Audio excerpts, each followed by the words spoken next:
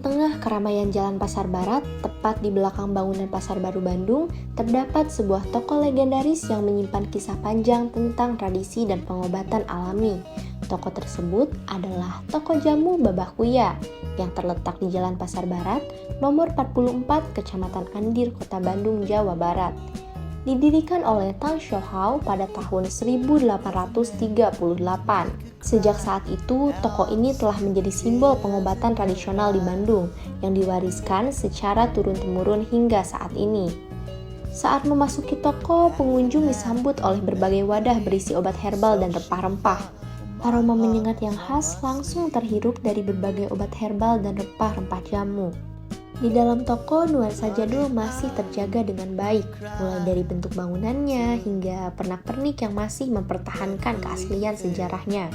Sudah hampir 2 abad yang lalu, Tang Shohao atau yang kerap dikenal dengan Babah Kuya menyediakan obat bahan alami dalam bentuk jamu racikan herbal yang kala itu dikenal manjur untuk mengobati berbagai penyakit.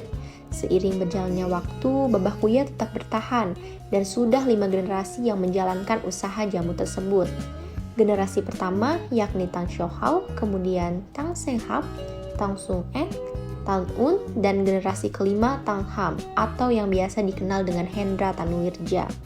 Nama Babah Kuya sendiri merupakan panggilan akrab dari masyarakat sekitar kepada Tang Shohao.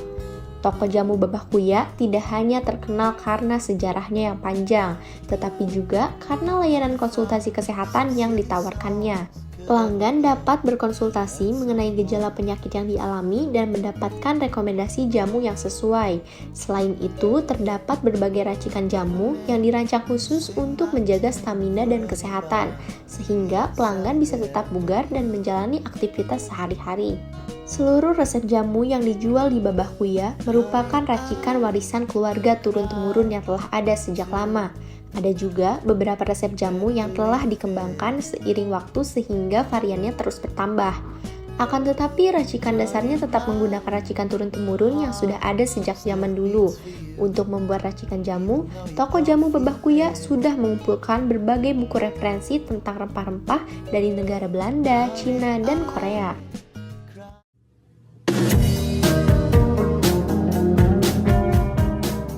Saya Yesa, di sini saya akan wawancarai dengan Bapak siapa? Hendra Tanuwirja. Oh ya, Bapak Hendra.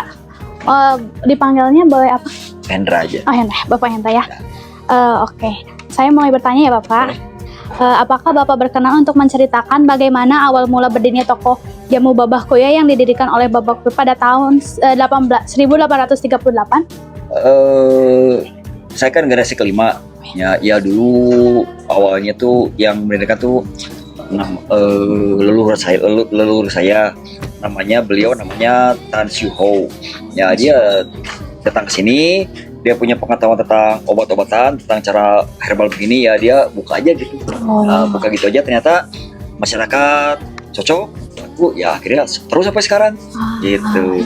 Baik, apa yang menjadi pendorong utama bagi toko jamu Babah Kuya untuk memulai usaha toko jamu yang kini telah bertahan lebih dari 1 abad dan tetap terkenal hingga saat ini?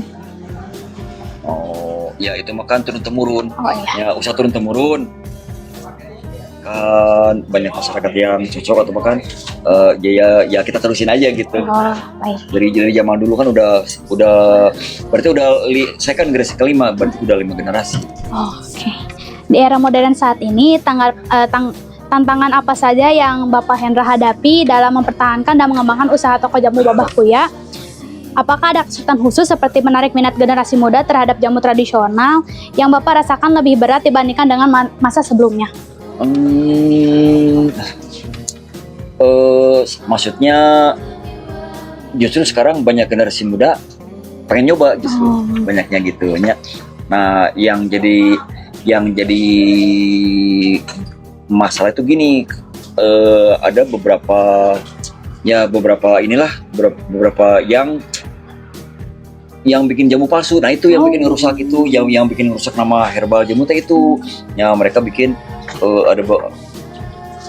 jadi bikin kayak dalam bentuk kapsul apanya, dalamnya bahan kimia, mereka bilang herbal itu yang bikin nama herbal nggak bagus itu. Oh ya, baik. Kalau saya kan di sini kan emang di sini mah kalau di sini mah maksudnya konsumen di sini mah tetap aja gitu, Oh ya.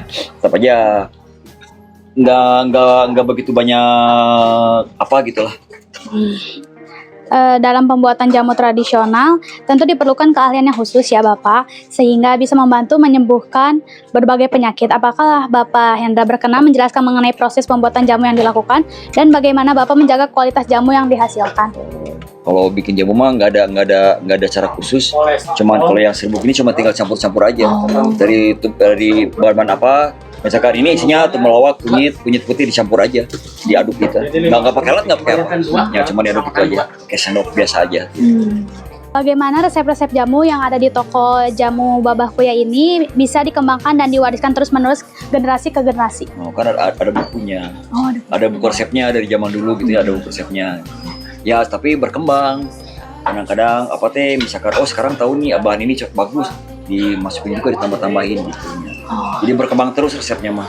Ya, resepnya ilmunya berkembang terus. Jadi kan kalau begini makan istilahnya belajarnya seumur hidup. Gitu. Belajar seumur hidup, jadi kita mesti banyak-banyak belajar juga gitu, nama-nama ilmu. Oh ya, baik. Apa resep jamu tradisional yang populer di toko jamu Babah Kuya? Bagaimana jamu tersebut dapat membantu menyembuhkan berbagai penyakit, dan apakah Bapak mempunyai testimoni dari pelanggan yang dapat Bapak bagikan? Banyak di sini jamunya buat diabetes, buat lambung, buat darah tinggi, buat apa juga ada. Nah kebanyakan rata-rata ya banyak yang sembuh gitu loh.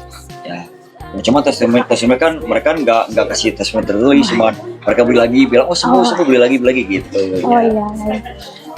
Yang begini makan orang sehat juga boleh minum. Oh iya. Ya, misalkan udah sembuh, kayak diabetes kan gampang sembuhnya, gampang normalnya. Cuma udah sembuh kan mesti minum terus supaya kejaga terus.